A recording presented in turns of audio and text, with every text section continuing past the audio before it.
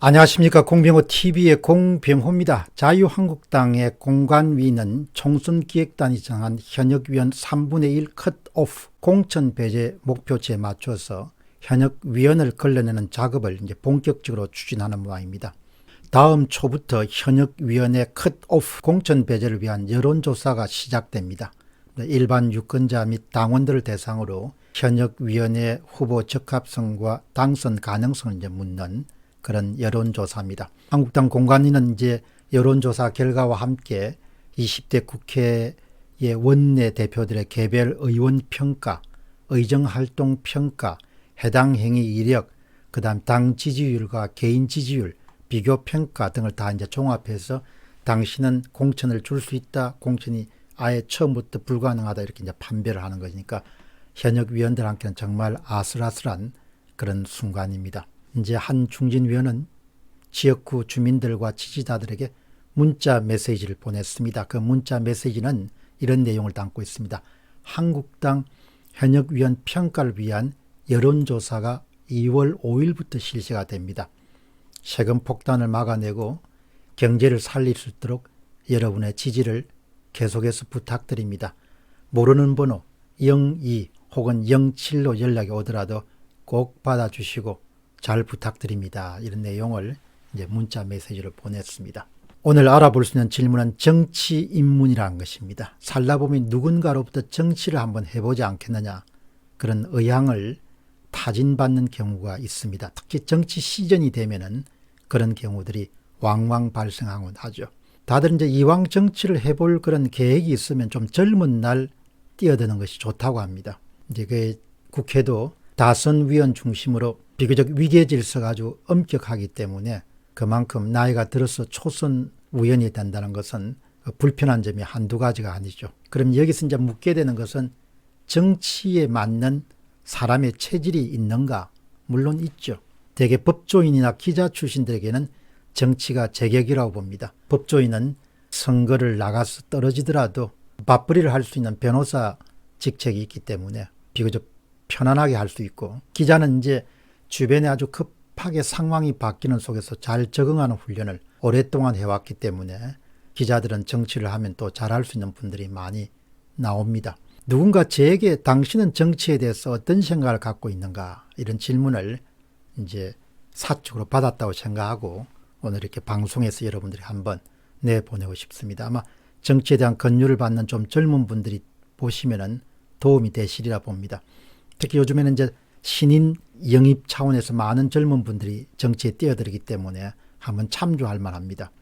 첫 번째, 정치라는 것은 스스로 통제감을 주기가 아주 어려운 직종입니다. 자기가 통제감을 지는 것이 아니고 유권자가 통제감을 지기 때문에 그런 것을 참아내기가 쉽지 않은 사람들도 세상에는 많죠.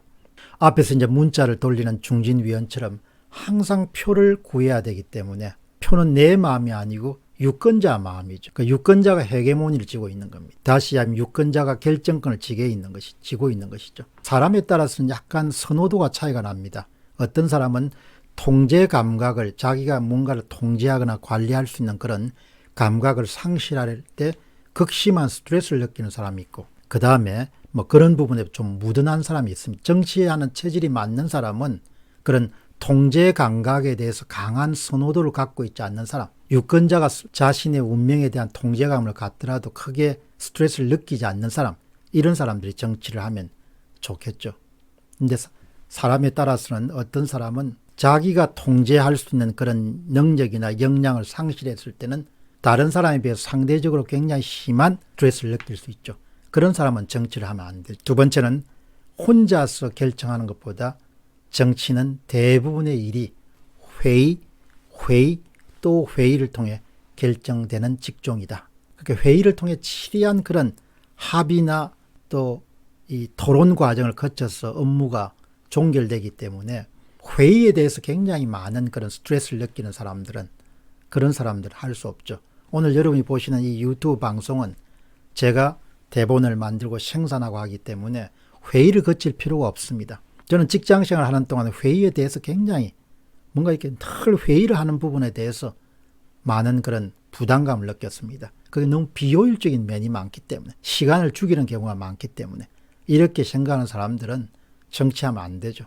회의에 대해서 심한 스트레스를 느끼는 사람 세상에 분명히 있거든요. 그 다음에 세 번째는 사람 만나는 일을 좋아해야 되죠. 이 사람 저 사람 만나서 호영호재할 수 있어야 되고, 관원상제를 부지런히 찾아다닐 수 있어야 되고, 체력도 막강해야 되고, 그리고 사람 만나는 그 자체를 본인이 좋아해야 되는 거죠. 그런 거 좋아하지 않는 사람들은 정치계에 뛰어들면 안 되죠. 네 번째는 혹한기가 와도 슬기롭게 헤쳐나갈 수 있어야 된다. 5년마다 승부수를 던지지 않습니다. 4, 5년마다. 선거에서 패배하게 되면은 그야말로 낭인 비슷한 생활을 하는 거죠. 생계형 정치인이라면 선거에서 졌을 때 먹고 사는 문제를 어떻게 해결하냐요. 오래전에 선거에서 떨어지고 후일의 기회를 준비하는 한 정치인을 곁에서 지켜볼 기회가 있었습니다. 어떻게 저렇게 불안한 그런 삶을 살아갈 수 있을까? 제가 한참 젊었을 때인데 그런 생각을 했던 적이 있어요. 그분은 지금 이제 현역위원으로 아주 왕성하게 활동하고 계시는데, 그럼에도 불구하고 총장, 장관, 국회의원 지내신 분들 가운데서 최고로 꼽는 것이 국회의원이죠. 그러니까 장관 하더라도 국회의원 선거가 되면 그만두고 또 선거에 나오려고 하지 않습니다. 체질에 잘 맞는 사람은 정치해야 되고, 체질에 아예 잘 맞지 않는 사람은 처음부터 갈 길은 아니라는 그런 생각이 듭니다. 남이 권하기 때문에 엄격결에 가가지고 후회하는 사람들을 볼 수가 있었기 때문입니다. 최근에 한 분이 정치 한번 해보면 어떻겠느냐, 그래서 제가 내놓은 명답은 이겁니다. 그러면 소는 누가 키웁니까? 그러니까 사람을 깨우치는 일, 사람들에게 정보를 제공하는 일, 사람들의 지식을 제공하는 일을 뭘 이렇게 키운다는 의미에서 그냥 비유해서 소를 키운다 이렇게 표현했는데, 사람을 나쁜 뜻이 아니고 잘 양육한다, 키운다는 뜻이, 그렇게 이제 그분에게 이렇게 이유를 대야 되니까, 그러면 다 소 잡으러 가면 소는 또 사람을 누가 키웁니까? 그렇게 이야기를 하고 웃고 말았습니다. 공병호 TV의 공병호였습니다. 감사합니다.